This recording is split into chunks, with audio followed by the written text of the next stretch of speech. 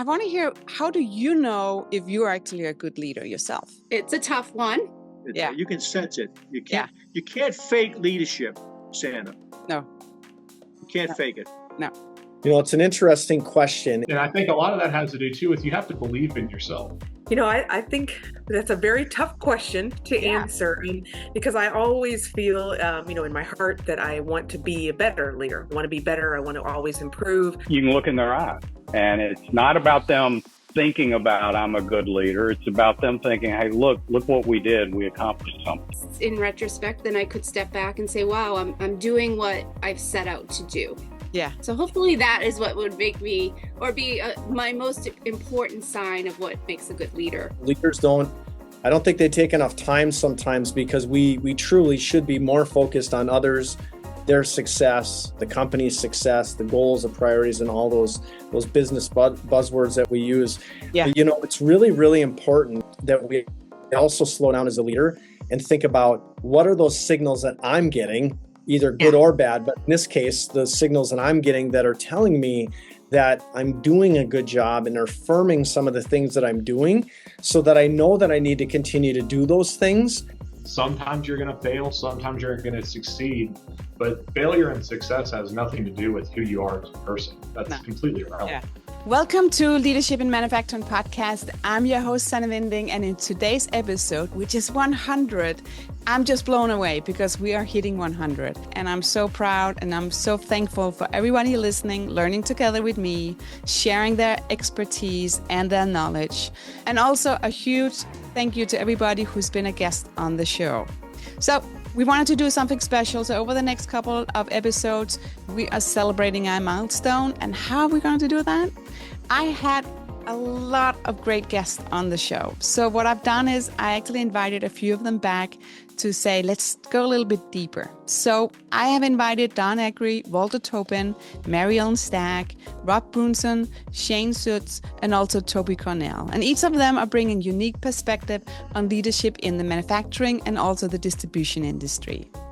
So in today's episode, we are diving deep into a topic that is essential for any aspiring leader. And that is, how do you know if you are a good leader? Ooh, big question, right? And it's not easy to answer. But today you're going to learn about some key indicators of effective leadership, the value of listening to your team, some practical advice for building trust and empowering decision-making, and also insight into leadership challenges. Because sometimes it's not easy. It sounds easy, but it's not.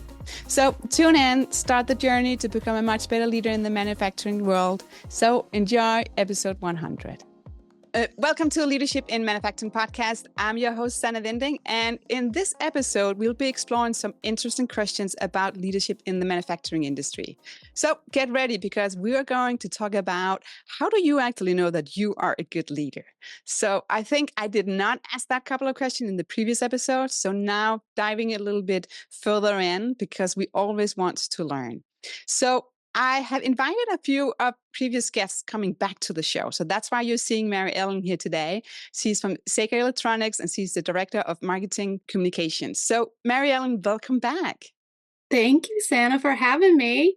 Yeah. I was very honored to be invited. I just love catching up with you here as well. So let's just get into it, right? So what kind of signs or actions make you feel that you are a good leader? So I've been thinking about your question, and it's a tough one. It is. And it's definitely one, right? You have to do a little self-introspection and really stop and think about that. So oddly enough, yesterday I had a conversation. I don't know if you know Keith Bandelick, but he's president of Switchcraft.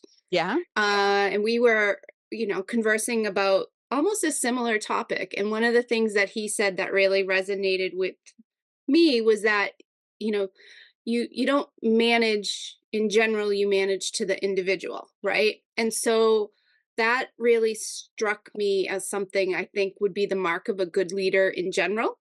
Yeah. And I tried to think about that in the context of my own team, right? So I have a team of 4 with actually 5 with an intern. And I stopped to think about those individuals and their journeys, right? And so for me, the mark of where I believe I've been most effective as a leader or what might make me a good leader, I hate saying it quite like that, but is watching their journeys, right? So from where they came into the organization and the arc, right? What's their story? Where have they been successful? How have they grown? So for me, that would be first and foremost, right? The individuals themselves and how they contribute, what they've done, their growth, and then how they collaborate as a team, right? We wouldn't be able to do all the things that we're doing out in the marketplace if they didn't work together extremely well. So I think having those relationships, having that trust in one another and that respect in one another are the things that make me most proud. I'm extremely proud of all of them. And I guess in retrospect, then I could step back and say, wow, I'm doing what I've set out to do. Yeah. So hopefully that is what would make me, or be my most important sign of what makes a good leader. I like that. It's also like looking at it as a we and a team, right? And it's not just a silo to say, oh, I did this. And I think if anything, I don't want to be the one to do this, right? I want these contributors to feel as if they are in a position to make decisions. And I know that can't always be the case. That's hard, right? Especially say you're a coordinator and you feel like, oh, I can't make this decision without talking to Maryellen. But there are things that when you do see that happen, you're like, wow, right? They're growing, they're developing. Because one day they're the future leaders. They're the ones that might be running marketing communications at Sager Electronics or whatever their journey is going to be. I like that, right? And it's also, you need to support in that future leadership roles that's coming or that will be there, right? You need to foster that they actually will make a decision that could be scary, but also just saying, just do it, right? And then you have to back them up if they do make a mistake, right? Because you put them in that position. You can't be like, well, so-and-so did this. And I'm the manager of this group. I'm the manager of this department. Ultimately, the mistakes are on me, regardless of who made them. But if I'm setting them up, I have to take ownership for them. It's still a we, right? It's still a we. It's always a we. This happened. But I think sometimes when things are not going in a good direction, if that happens, and that could be in sales, it could be in marketing, right? Sometimes the individual sometimes have a difficult time to say, we, right? Then it's pointing finger, blaming game. So it's really important. So I really like to hear that from you. You're saying that's the approach of having a team, of having we, and having that kind of, it's also a collaboration, right? And a team spirit. Total collaboration. You want it to be a safe environment where people can share ideas. I don't want everything to be my idea. I get tired of my own voice. Leading every meeting, right? I mean, how not to disparage myself, but no, there were plenty of other voices, and if I'm not paying attention to their voices, I'm gonna miss things. And some of them, right, they have their own areas of expertise, or they're becoming experts in their own areas. I'm still like I'm up here, I'm still a generalist in certain ways. So why wouldn't I at least take their advice or be open to their suggestions and ideas? So and that's how you innovate, right? And come up with new ideas, new campaigns or anything else, which is fun. Right. Even from like my interactions with you, right? We've done panels together. We've had other conversations together, right? You taught me a lot. Well, I was able to go back and then talk to, say, from a social perspective, right? My team members who are working on the social, and just seeing them uncover, okay, maybe we try this approach or this strategy. It means nothing to me exactly, except for that I'm like, that's worth an investment, or that's worth a shot. So I don't have time to go do that research, right? Not to that same extent. No. And that's why they're the expert as well, right? That's how you build your team, right? Not everybody can't be an expert in everything. Let's just be honest. No. It will be great, but let's I mean, if I wanted to rule the world, maybe, but no. It was great to catch up with Don Akery. He's the CEO at Waldom Electronics. And here's his insights on when I asked him, how do you know if you are a good leader? Let's get back on track on leadership, because the whole with the podcast, right, is talking about skill set and leadership and what does it take. But I wanted to ask you to say, how do you know as you that you are actually a good leader? Well, it's feedback, and it's feedback not of somebody telling you, "Hey, you're a good leader," or patting you on the back, or I'll say the reverse of bad leadership, them telling you you're not doing a good job. It's watching a team of people, a group of the leadership that reports into me, watching them succeed. Yeah. I look at it that if I can facilitate them to be successful. There's nothing better than to watch when they've accomplished something that, maybe at one point in time they'd said, "Hey, we couldn't do that. You can't do that." Yeah. But I've been lucky to be with some great teams, and I talk about early in my career, I took over a small business, a branch office of a business, and they were doing about $4 million worth of sales. And after 3 short years, they were doing 40 million worth of sales. Same group of people, same number, small group, and just the sense of accomplishment. And at that point, I said, well, hey, I must be doing something right, because I led them down the path that, number one, they could do it, and they could grow at that kind of rate to grow 10x in 3 short years. But you can look in their eyes. And it's not about them thinking about, I'm a good leader. It's about them thinking, hey, look what we did. We accomplished something. So to me, that's the number one judge of, hey, am I doing what I'm supposed to do as a leader? I also chatted with Walter Tobin. He's the CEO, EVP at Electronics Representative Association, the ERA. And I asked him as well, how do you know if you are a good leader? And check out what he has to say. We talked a lot about leadership, the skill set, what does it take, how do you make sure you don't hit a plateau? But I want to ask, how do you know, especially, you as a person, that you actually are a good leader? Well, I think that, you can certainly sense it. I think when you look at the team that you have and how you can see them grow and learn. Yeah. You can sense that. It's not something it's just something that you feel inside. It's your gut.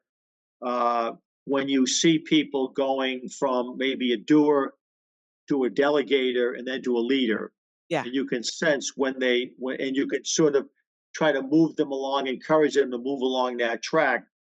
To maybe when you see people anticipating what they should do and do it before they even ask you, to have that confidence in themselves, I think that means, okay, I must be doing something right, because they're getting more confident. They're not afraid to make a mistake, because you learn from your mistakes. Yeah. Make a bad decision, you learn from bad decisions sometime. And I think that a sign of leadership is when people around you have developed that self-confidence. Yeah.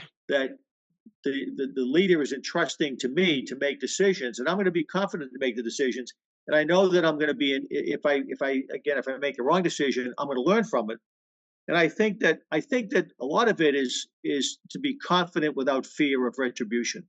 Yeah. And I think that to me is anything that a leader can put in people, is instill in them the confidence in their own abilities, not rely on the abilities of whoever it is, he or she, that they're working for. Yeah.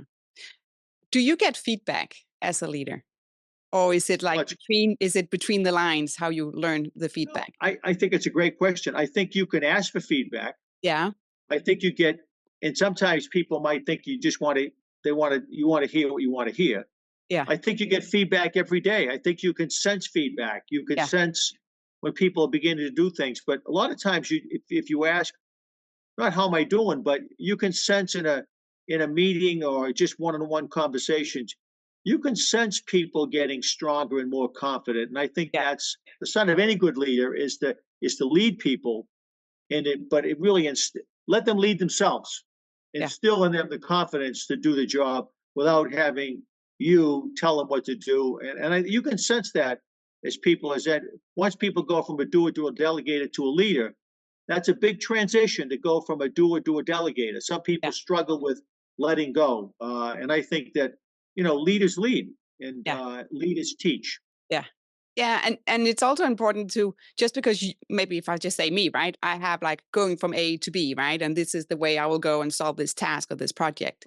Right. There's other ways, right, to get from go to A to B, and I think as a leader, it's important to just go back and saying, hey, this, I hired, or this is my team, and these are my expert, right, and if you want to grow, you need to let go as well as a leader. 100%. You need to be able to listen. Yeah. And you don't have all the right ideas, and listen, and to be able to accept people on your team that maybe have a better idea. Yeah. And embrace that, and not be feel like you're being undermined, or gee, I'm not a leader. I'm doing what they want me to do. It shows confidence in yourself, and certainly confidence in them.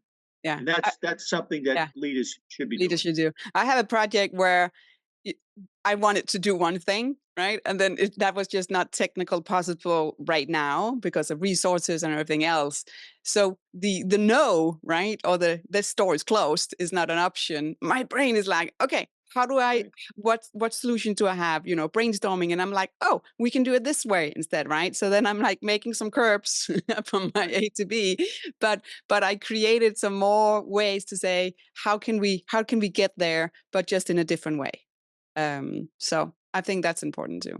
How do any of us feel like what you just said, Sannah? If you have something you're suggesting is a better way of doing things and you get shut down, you immediately think of that person is not a leader. That person is an authoritarian supervisor, and that will stifle your own growth, and frankly cause a huge morale issue with you. And that, why don't they listen to me? I can do this. And my idea was just shot down because he or she thinks they have the better idea because they're the leader. You can sense it. You can't fake leadership, Sannah. No. You can't fake it. No, I agree. Tobi Cornell, she's the president at Kruvand Associate. She was touching on how important it is to be continual learning to become a better leader. But check out her answer when I asked her, how do you know if you are a good leader? I invited industry expert to join Leadership in Manufacturing podcast just to go a little bit deeper on how to become a better leader. And now that I'm reflecting on these episodes, I'm like, I could ask a little bit more questions that goes deeper. So that's why, Tobi, I brought you back, right? Because we had so much fun last time, and I want to learn more about you. Well, thank you very much for having me back. I'm very honored to be joining you today. So thank you. Awesome. So one of the questions here is to say, because we talked about skill set, what does it take to become a good leader? But I want to hear, how do you know if you are actually a good leader yourself? I think that's a very tough question to answer, because I always feel, in my heart that I want to be a better leader. I want to be better. I want to always improve. So I think what helps me become a better leader is to making sure I'm listening. I think good leaders always listen to your employees, to your manufacturers, your customers, distributor partners. You're always listening, and my role as a manufacturer's rep is kind of unique in that three-legged stool that we always talk about in the industry. But listening to everybody, but then being able to guide your team with the information that you've learned. I think that's the essential part. I want my team to always feel empowered, to own their own actions, feel good about what they do every day. So those are the things that I'm always striving for to support the group. Yeah, no, that's good. It's good that you can see it's a group, right? It's not just you in front of them, right? It's That's part right. of it. Yeah, no, that's really important. What about, so the whole, I want to go a little bit on culture, because if you have the humor, right, the honesty, can you see that it's going out like the rings in the water, right? Can you see that that's actually happening within your team?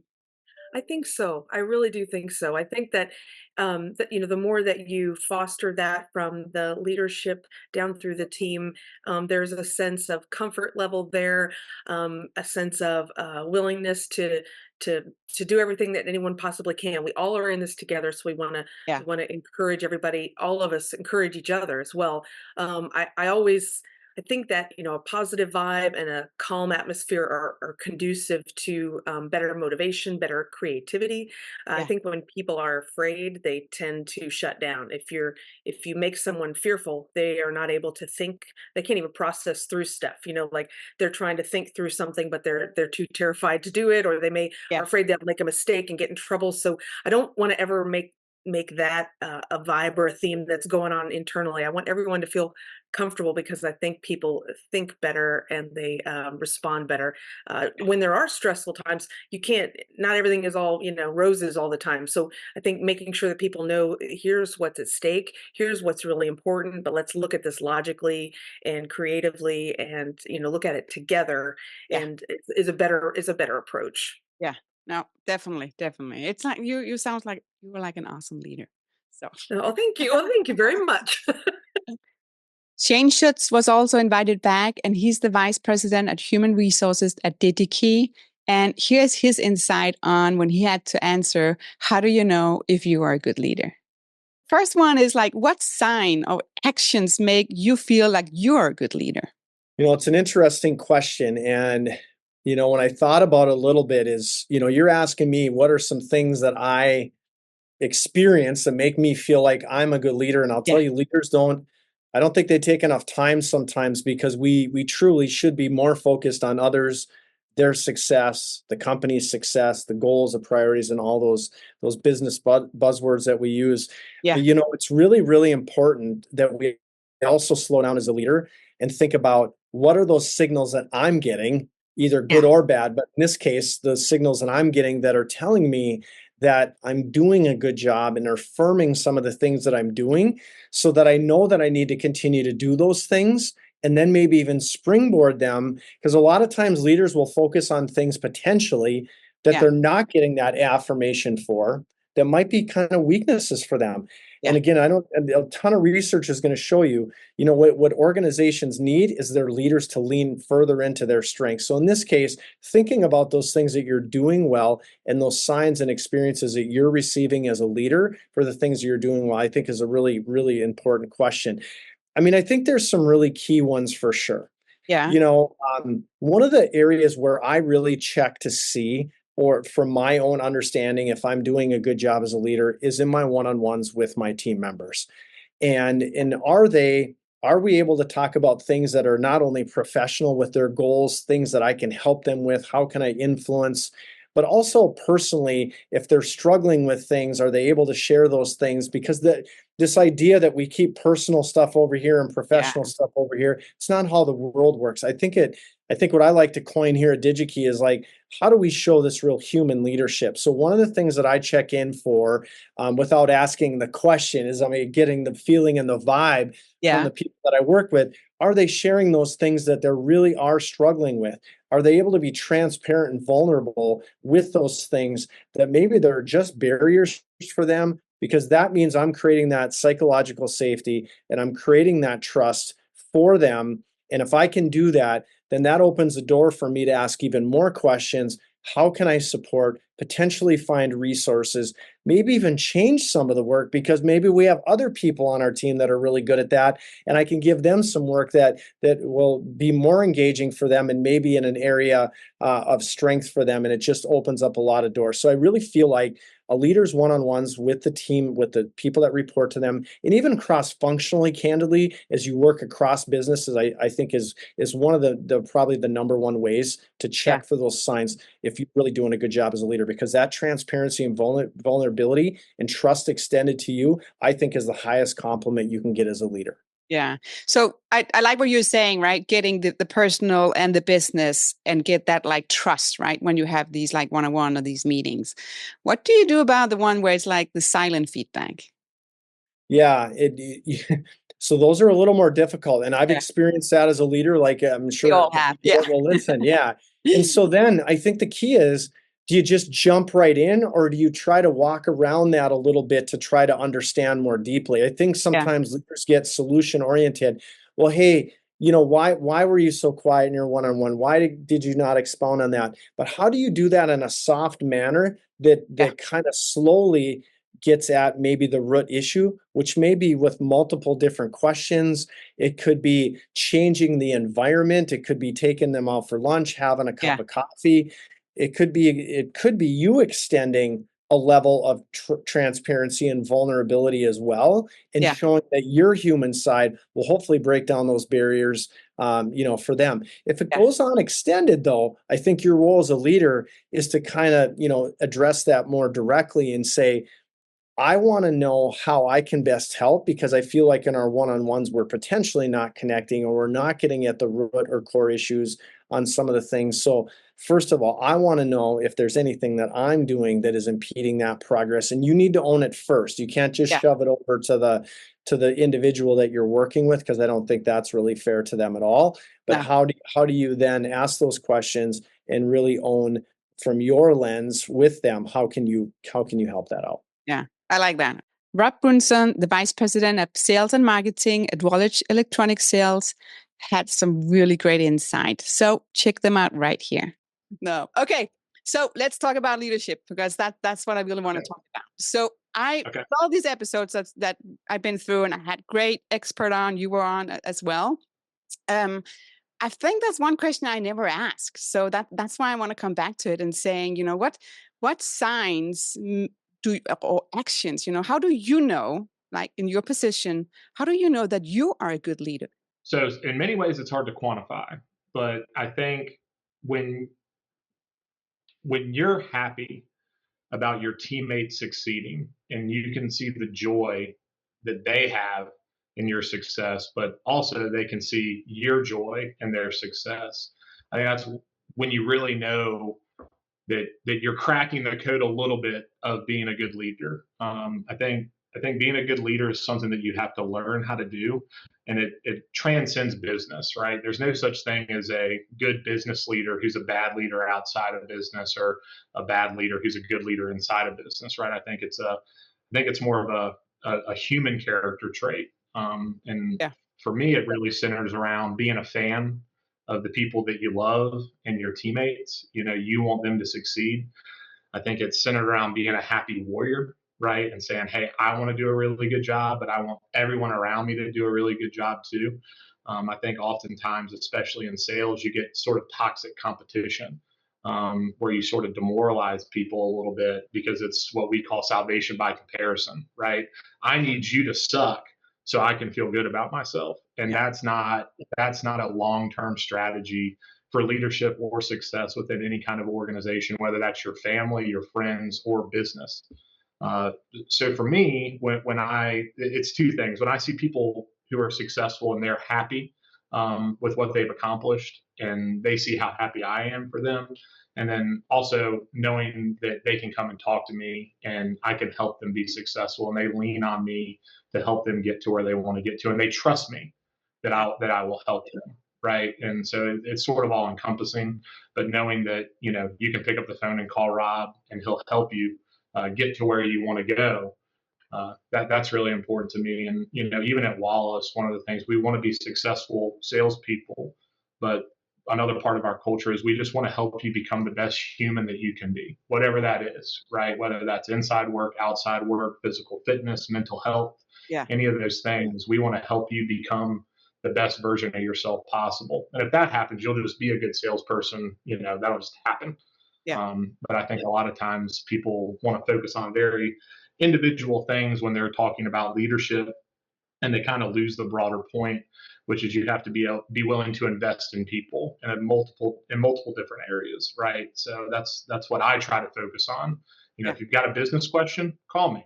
There's a personal question, you're open to discussing that, call me, and I'll help you with whatever I can do. So it's really knowing that, not only our employees, but my friends and my family know that they can call me, and, I'm going to listen to them. I'm not going to lecture them. I'm going to be quiet, process what they're saying, and then we can have a discussion about it. And hopefully we can find some sort of path forward, whatever that looks like.